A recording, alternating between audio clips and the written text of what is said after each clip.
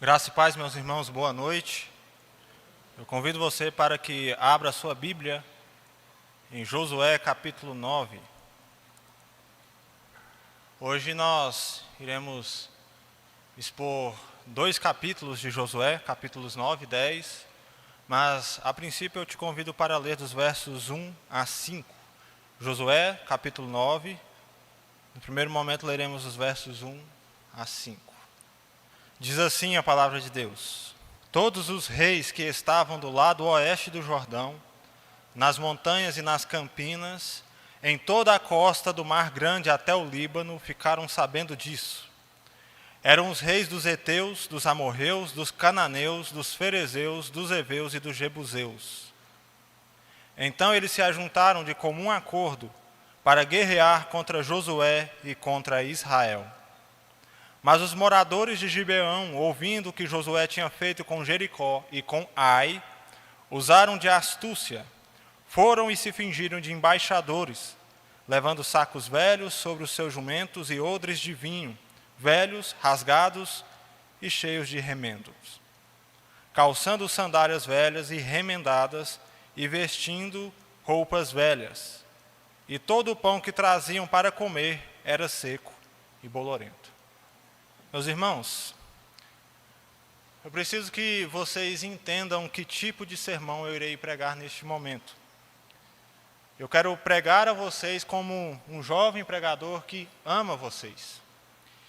E o desejo do meu coração é que a palavra de Cristo habite ricamente e poderosamente no coração de cada um que pertence a Ele. E é por esse motivo que eu preciso trazer uma mensagem de confrontamento nesta noite. Então me permita fazer uma pergunta. Você já parou para pensar que talvez o seu coração não deseja Jesus? E que talvez ao longo dos anos na vida cristã você simplesmente perdeu o encanto que um dia teve por Cristo? E pode bem ser que agora a sua alma não se deleita mais na glória de Deus. Você pode me responder dizendo que tem uma vida extremamente ativa na igreja, você consegue ver bênçãos em seu trabalho e até mesmo se sente muito confortável vindo à igreja. O engano disso é se esquecer que se o seu coração não está na glória de Deus, essas coisas são inúteis para você. Agora preste atenção numa coisa. Porque se no seu coração você não deseja Jesus e a glória de Deus é pequena para você, tudo isso que você julga ser muito bom não vale nada. E eu preciso te dizer que sem Cristo, as suas melhores obras não são nada mais que a escória. Você ganhará o mundo inteiro, mas perderá a sua alma. Talvez você pense que o que precisa é riqueza, conforto, boa formação para os seus filhos, uma boa casa, o melhor carro, proatividade, novidades, mas eu preciso lembrar a você que o que você precisa é a salvação dos seus pecados. Por isso, nessa noite, eu quero que você me acompanhe na história da conquista da Terra Prometida, para que juntos nós possamos captar um vislumbre da glória de Deus revelada na Escritura Sagrada. E o meu propósito é que nós, vendo a exaltação da glória de Deus em Sua Palavra, você possa ter uma visão adequada do senhorio de Cristo. A Era da Conquista acontece cerca de 1400 anos antes de Cristo. Os israelitas haviam se tornado escravos no Egito, mas Deus libertou o seu povo através de Moisés. Então Moisés é o grande libertador responsável por conduzir Israel no deserto. Ele havia atuado como um mediador entre Deus e o povo. E, apesar de sua importância, ele não chega a entrar na terra prometida por Deus. É o seu servo Josué, que nós estamos lendo o livro, que é designado por Deus para dar continuidade ao seu ministério. E por isso nós vemos Josué conduzindo o povo através de terras cananitas. Dentre os grandes feitos realizados por Deus através de Josué, até o momento de nossa exposição, havia sido a conquista da fortaleza de Jericó e a vitória sobre a cidade de Ai. E uma lição importante aprendida pelo povo até aqui é o fato de que para viver a nova vida com Deus é necessário obediência, fidelidade e santidade. Nós vimos que um dos soldados israelitas, chamado Acã, não havia entendido isso e roubou coisas sagradas de Deus. E então Deus acendeu a sua santa ira, exigindo santidade de Israel. Após o pecado tratado e a vitória sobre Ai, nós vemos Israel se reorganizando para avançar em sua marcha. No entanto, acontece um fato inusitado. Como nós veremos, alguns dos inimigos de Israel pedem paz. Parte do ensino do livro de Josué diz respeito ao tratamento de Deus com o pecado do coração do seu povo. Porque a essência do caráter de Deus tem a ver com o atributo de sua santidade e do seu senhorio. Ele é o Senhor, Ele é santíssimo. O que significa que a vida com o Senhor se trata de como entendemos a relação do senhorio de Deus com a sua santidade. Portanto, apenas uma visão correta de Deus pode nos dar uma visão correta sobre nós mesmos. E as batalhas do Senhor nos dão uma visão privilegiada do domínio e a glória do nosso Deus. Por isso, meus irmãos, nesta noite, eu quero tratar com vocês sobre uma visão do senhorio de Deus. E pensando nisso, eu quero dar a vocês 3 verdades para que você recupere uma visão da glória do senhorio de Deus. E então você repense sua vida com Ele. Primeiramente, uma visão sobre o senhorio de Deus nos revela que o Senhor é irresistível. A irresistibilidade de Deus aponta para o atributo que chamamos de soberania. Deus é soberano. Ele é o supremo Senhor que governa tudo e todos.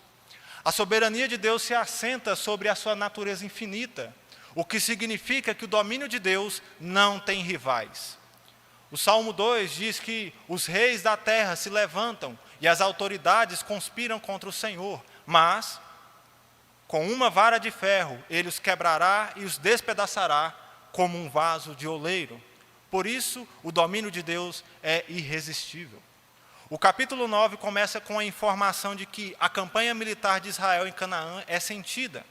Nos é dito que vários reis cananitas do sul se ajuntam de comum acordo para fazer guerra contra Israel. O texto bíblico nos diz que estes reis provinham de povos heteus, amorreus, cananeus, ferezeus, heveus e jebuseus. Segundo uma pesquisa apresentada por John Walton, um dos mais importantes nomes de estudo do Antigo Testamento, Canaã, no período da conquista, estava repleta de cidades-estados independentes ou confederadas que estavam ansiosas para se beneficiar de oportunidades econômicas oferecidas por sua localização. Como nós sabemos, Canaã se encontrava em uma região estratégica como rota comercial para 3 continentes: África, Ásia e Europa. De maneira que esses pequenos povos citados aqui se beneficiavam das relações de 3 grandes impérios naquele período: Egito, Neo-Hitita e Mitanni. O fato é que Canaã funcionava como um território tampão, separando esses 3 impérios. Por isso, uma marcha de Israel destruindo cidades cananitas é algo ameaçador para esses povos. E o problema visto por esses povos não é o poderio bélico de Israel, nem mesmo o número de soldados que as 12 casas de Israel poderiam oferecer. O grande problema enxergado por esses povos é o Deus de Israel. O Senhor Deus havia lançado 10 terríveis pragas sobre o Egito. Ele abriu o Mar Vermelho para que o povo atravessasse. Ele destruiu Amaleque. Deus fez com que o Jordão se dividisse no meio e Josué com o povo atravessou andando sobre terra seca. O Senhor derrubou as muralhas de Jericó. Ele entregou a cidade de Ai nas mãos dos israelitas. E o mais amedrontador para eles é que, à medida que o Senhor marchava em vitória com seu povo, ele destruía os falsos deuses cananitas. Os seus deuses provavam ser inúteis em batalha. Agora, para quem que eles iriam pedir socorro? O Senhor tremendo de Israel avançava, e a sua marcha é irresistível.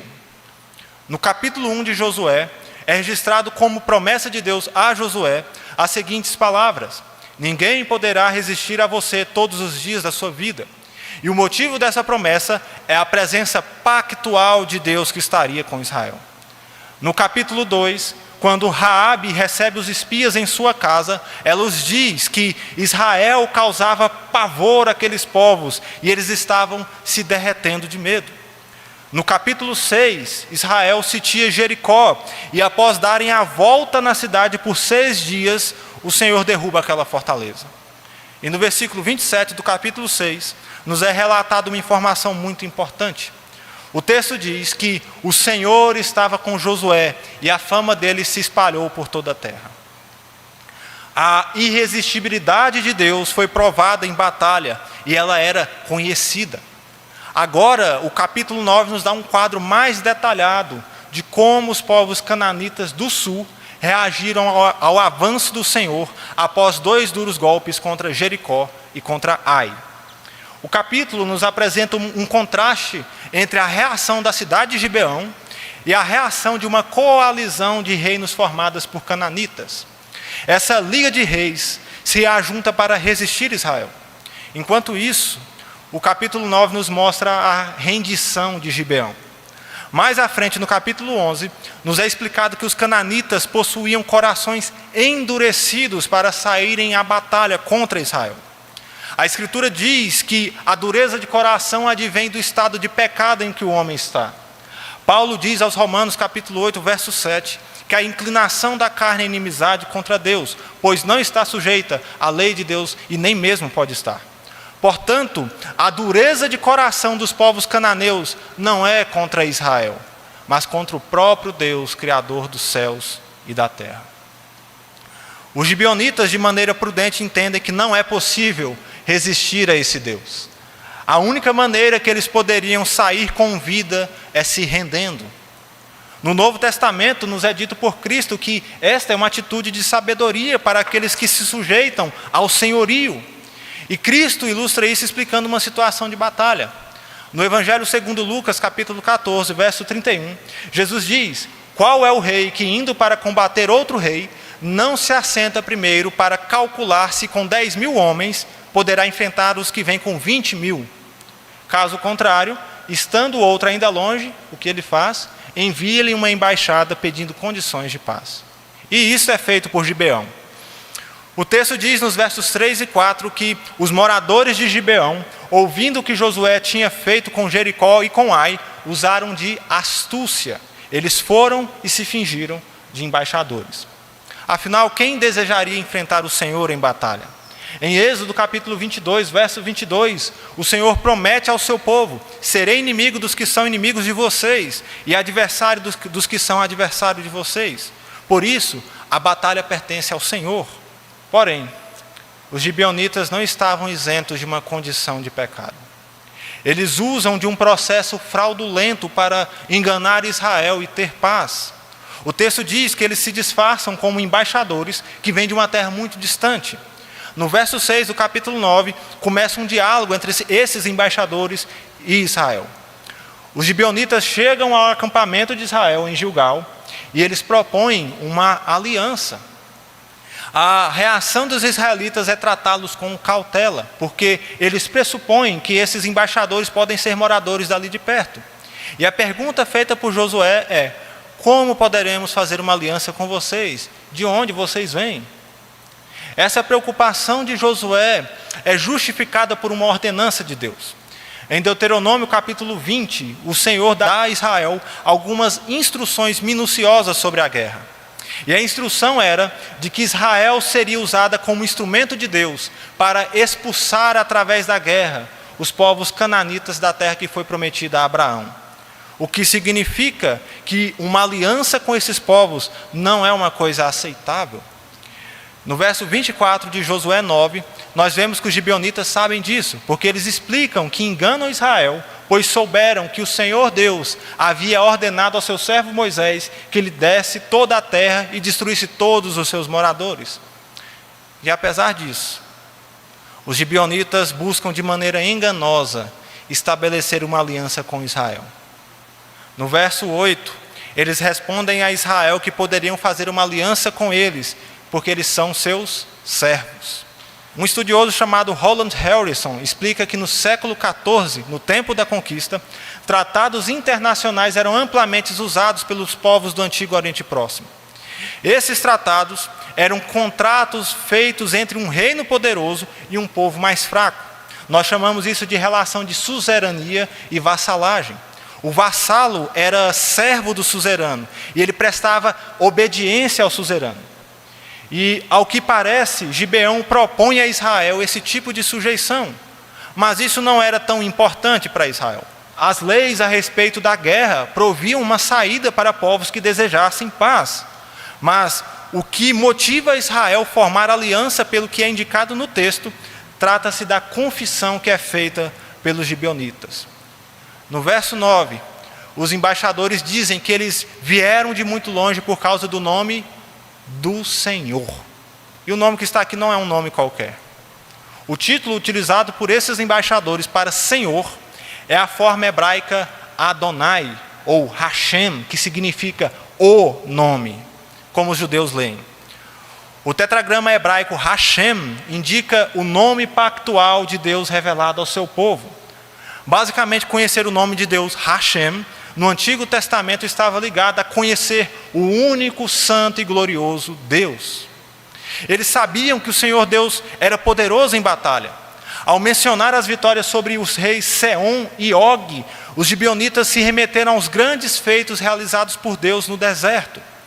Essa era uma confissão do ser de Deus e também das suas realizações, de maneira que eles evidenciam que sabem que não é possível resistir a esse Deus. Se aliançar com Israel, mediante o nome santo de Deus, era uma atitude não só política, mas era uma atitude também religiosa. Portanto, essa era uma atitude de renúncia aos seus deuses. Isso significa a adesão ao pacto. E como nós sabemos, à luz dos versos 33 a 35 do capítulo 8 de Josué, era aberta aos estrangeiros a rendição pactual ao Senhor. O problema é que eles fazem isso mentindo sobre as origens deles aos israelitas. No verso 4, é dito que eles agem com astúcias. Eles se vestem de roupas remendadas, eles calçam sandálias velhas, eles levam pão seco e bolorento para fingir que vinham de muito distante. E é registrado no verso 14 que Israel se aliança sem tomar o conselho de Deus. E apesar disso, a soberania de Deus através de sua irresistibilidade é demonstrada. Os gibeonitas estão para Israel como Raabe esteve, e como aqueles povos destinados à destruição, eles procuravam uma saída através de aliança. Mas, como nós vimos, podemos ver aqui no capítulo 9, a aliança de vida é feita com eles. O verso 15 diz, eu convido você para ler, apenas um trecho. Josué concedeu-lhes paz e fez com eles a aliança de lhes poupar a vida. E então eles juram no nome de Deus. Apesar do engano, Deus vai tornar o mal em bem. Pois quando Israel marcha em direção ao sul de Canaã, após apenas 3 dias, eles chegam à cidade de Gibeão. O engano é revelado. E apesar disso, a aliança permanece.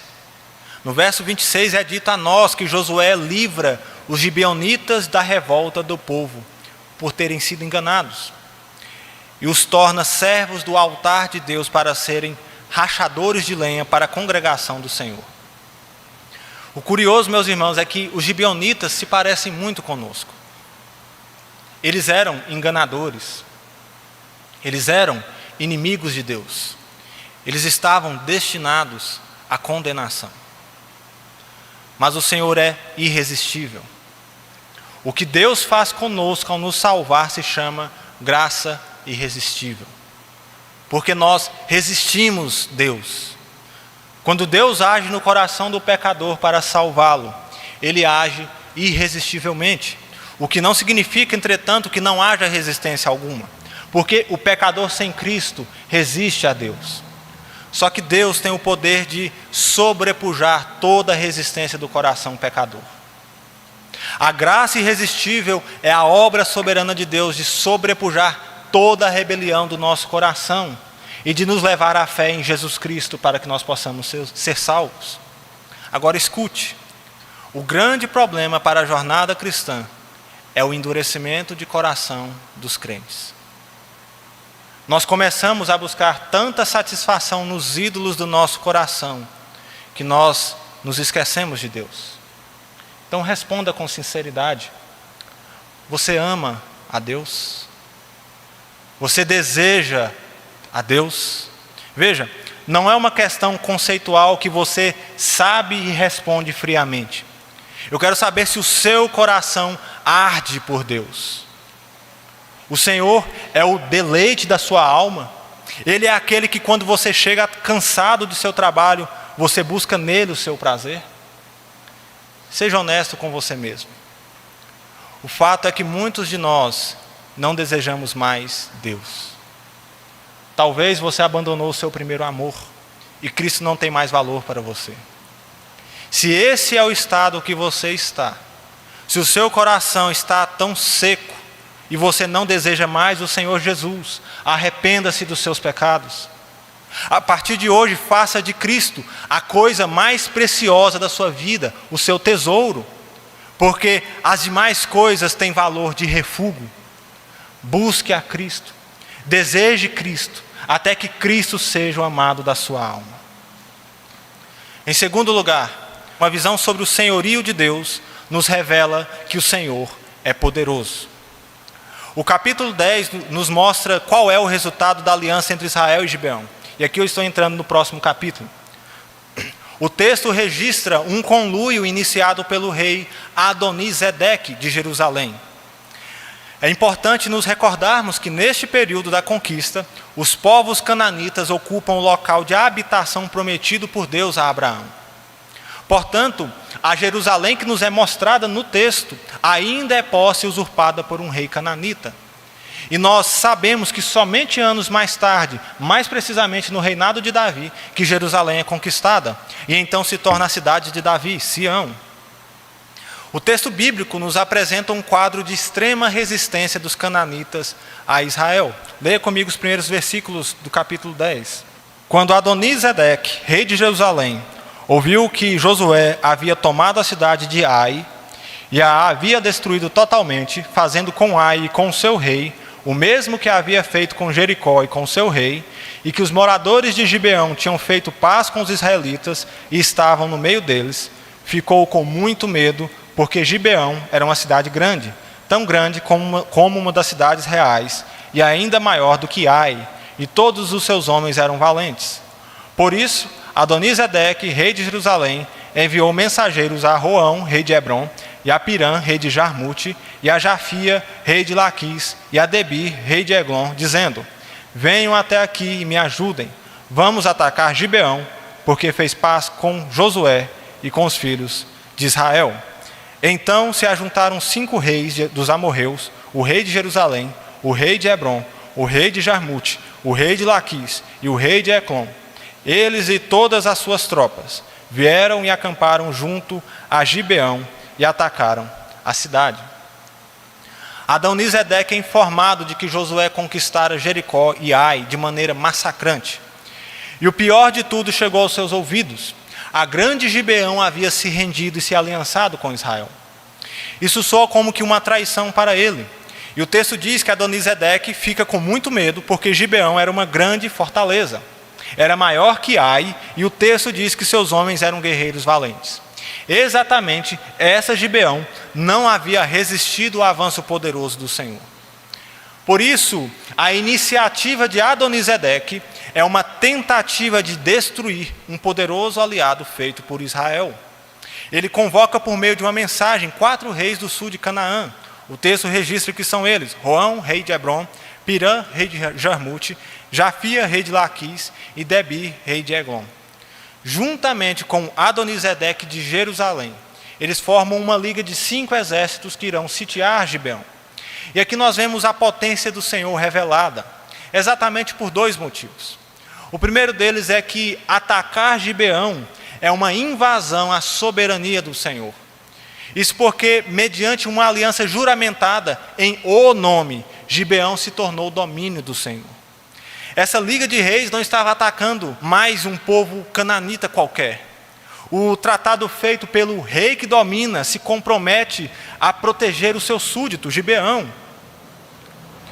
O segundo motivo por qual a potência de Deus é revelada é o fato de que o seu poder está muito além do que o ajuntamento dos 5 exércitos poderia ter. Não é em vão que o Salmo 33 diz: o Senhor frustra os planos das nações e anula os intentos dos povos.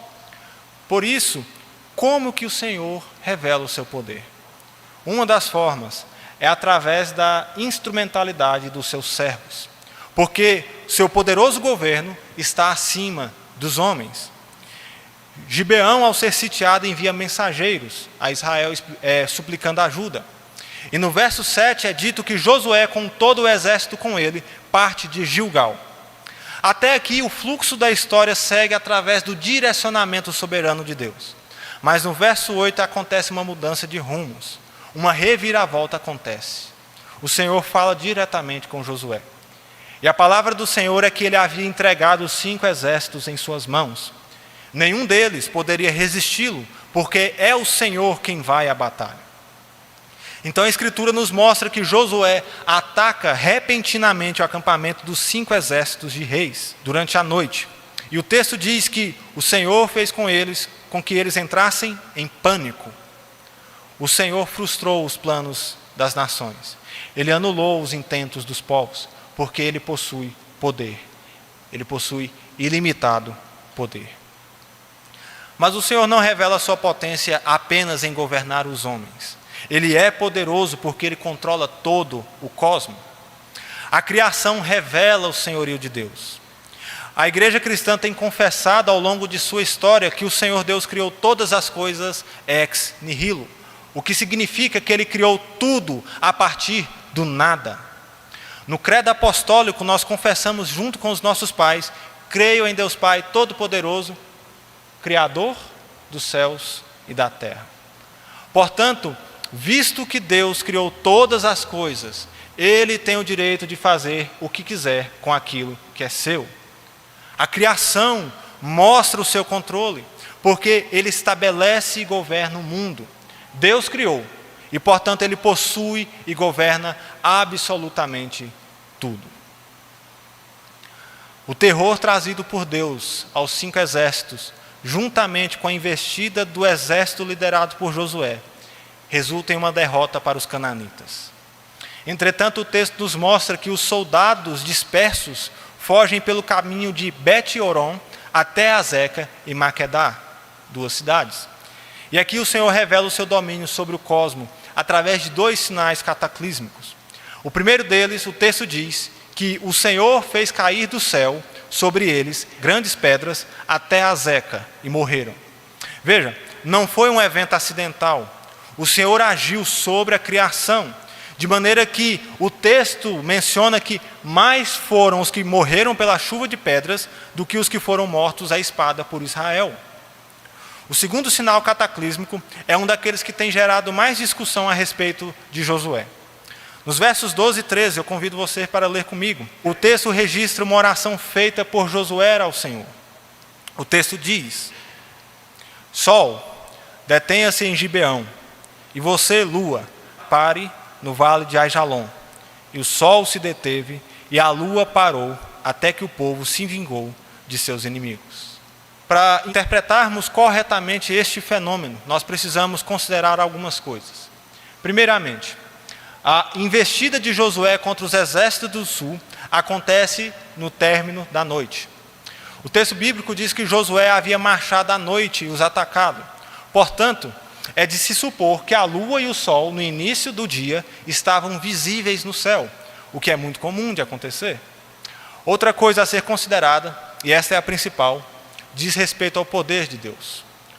Como eu já mencionei, o texto bíblico revela o poder de Deus sobre o cosmos. Céu e terra foram criadas por Ele e estão sob o seu domínio. Por isso não há limites para o poder de Deus. E talvez uma das coisas que mais temos dificuldades de lidar é a linguagem utilizada pelo texto. Porque o que o texto realmente está dizendo aqui é que, aqui em Josué capítulo 10, houve um dia longo. Schaeffer, fazendo uma defesa da veracidade apresentada por nosso texto, diz que a frase "o sol parou" não pode ser usada como prova de que os judeus eram ignorantes sobre a cosmologia. Se eles eram ignorantes ou não, o uso dessa expressão não demonstra que o texto é impreciso, pela simples razão de que hoje nós usamos o mesmo tipo de expressão. Eu nunca ouvi alguém se referir ao nascer do sol dizendo: "A terra girou o suficiente para que eu pudesse ver o sol". Se você dissesse "o sol está nascendo" e alguém de repente retrucasse você, como você é ignorante, "a terra girou bastante para você conseguir ver o sol", as pessoas iam rir disso. Esse comentário é ridículo, porque nós simplesmente dizemos o nascer do sol. Portanto, juntamente com Josué, nós podemos dizer que aqui de fato o sol parou. A linguagem utilizada pelo autor bíblico pode até soar estranha para nós, mas ela pretendeu dizer aquilo que de fato ele disse: o sol, as estrelas, a terra, a lua, todos esses elementos estão sob o controle de Deus. E se Deus quis que houvesse um dia longo, nós de fato podemos crer.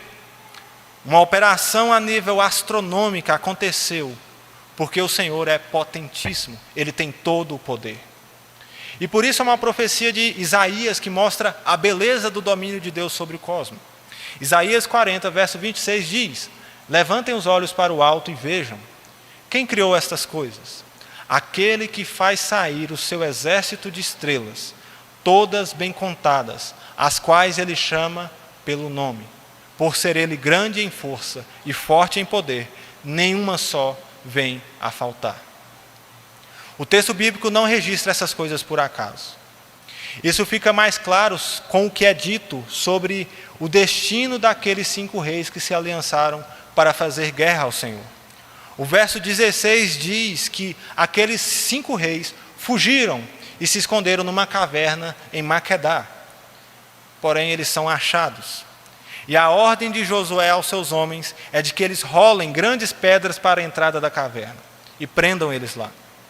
Enquanto eles estão presos, o restante de soldados são perseguidos e mortos antes que entrem em suas cidades. Josué, de fato, consegue derrotar os exércitos rebeldes. E, apesar disso, alguns homens vão conseguir se refugiar em cidades fortificadas. Então, o povo volta em paz para um acampamento que está em Maquedá. Em seguida, Josué ordena que aqueles 5 reis sejam trazidos à sua presença.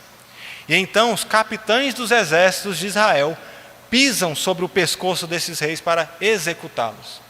E Josué diz que assim o Senhor faria com todos os seus inimigos contra os quais lutassem. Por que eu estou dizendo que o texto bíblico não registra essas coisas por acaso? Por um motivo. O Antigo Testamento estabelece alguns tipos de analogias que nós podemos encontrar comparativos no Novo Testamento. Note que a linguagem usada pelo texto nos mostra vários paralelos apocalípticos. Observe só. Há uma saraivada de pedras que caem do céu. Apocalipse 16, 21 diz: "Também desabou do céu sobre as pessoas uma grande chuva de granizo. E por causa do flagelo da chuva de pedras, as pessoas blasfemaram contra Deus, porque esse flagelo do granizo era terrível." Há também um evento cosmológico envolvendo o Sol e a Lua. Apocalipse 8, 12 diz: "O 4º anjo tocou a trombeta e foi ferida a terça parte do Sol, da Lua e das estrelas, para que a terça parte deles escurecesse, uma terça parte do dia e também da noite ficasse sem luz."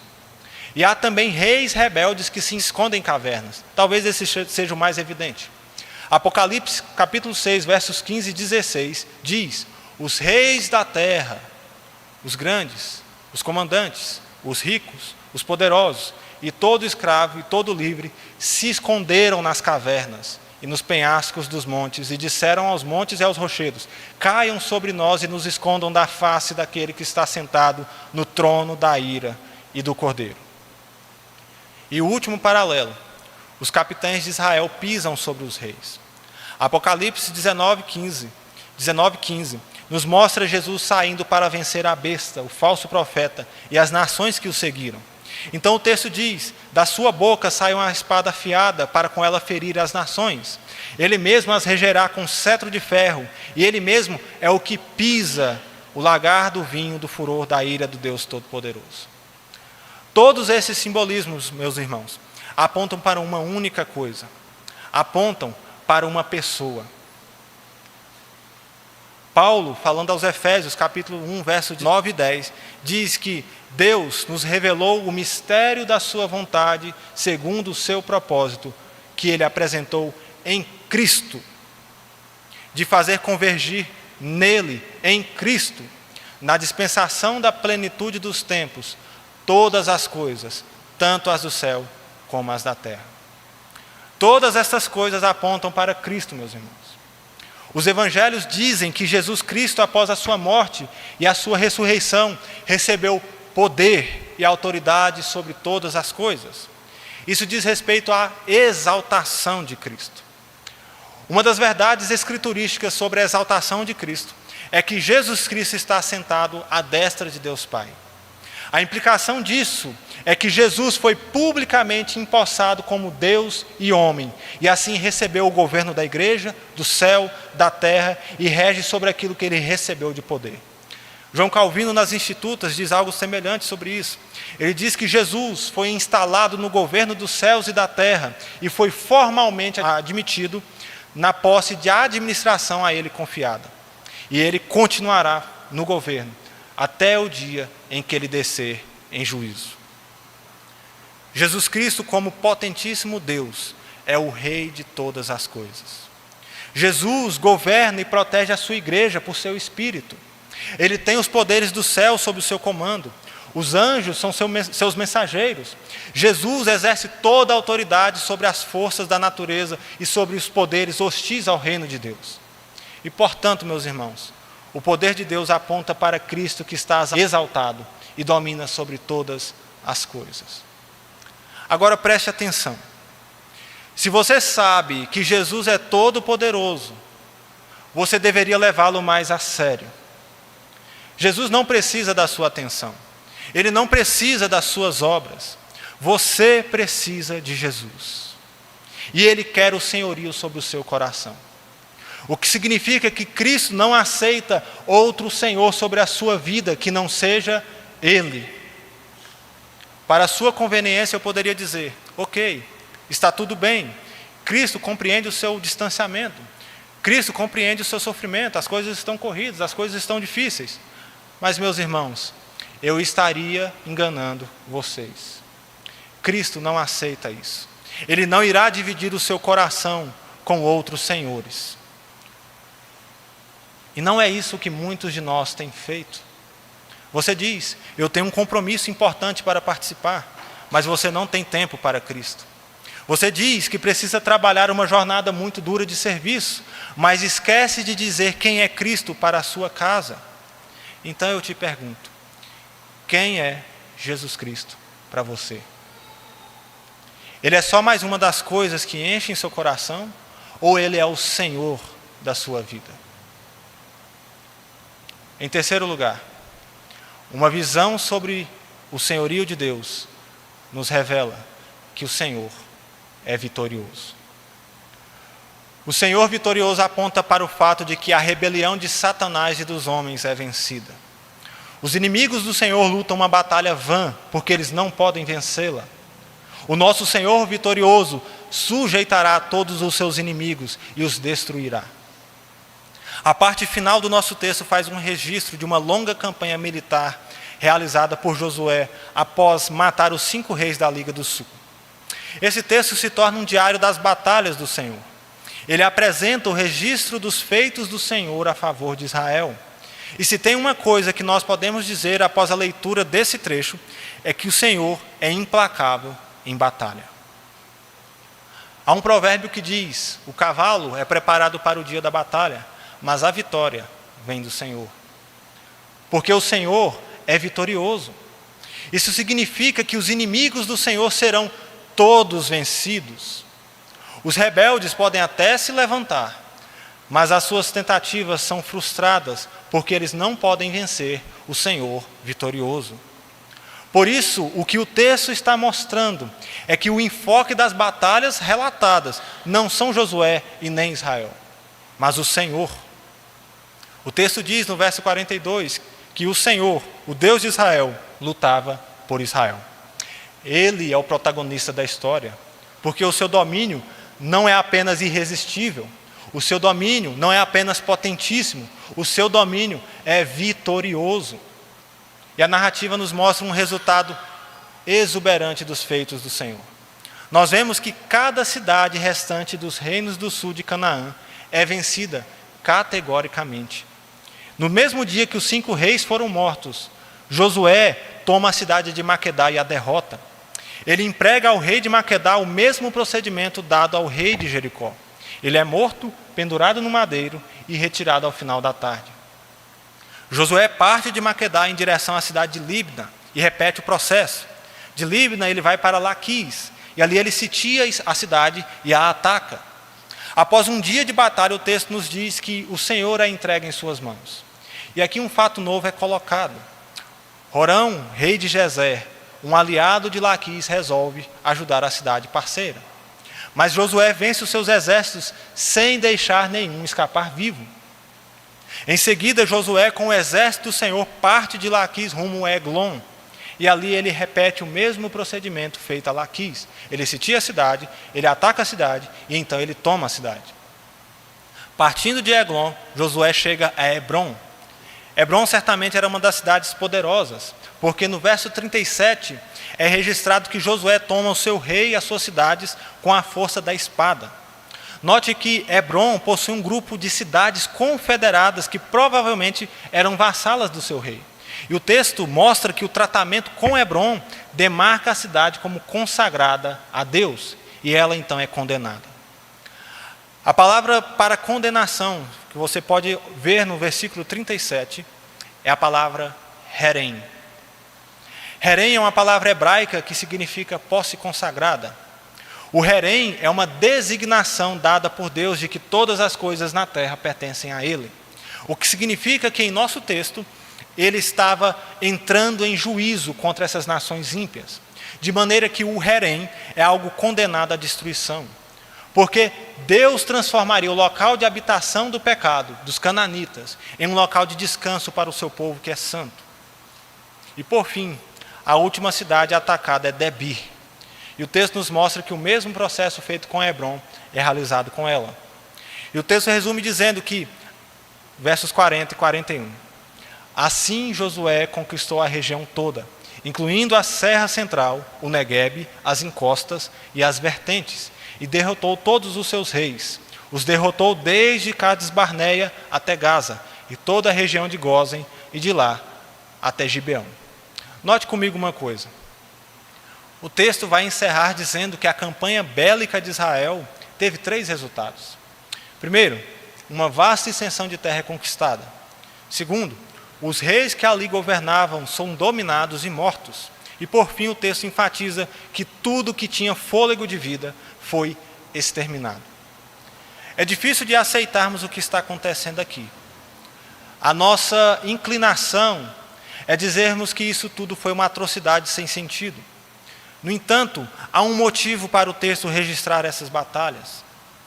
O tratamento dado às nações cananitas no tempo da conquista demonstra a justiça de Deus sobre o pecador.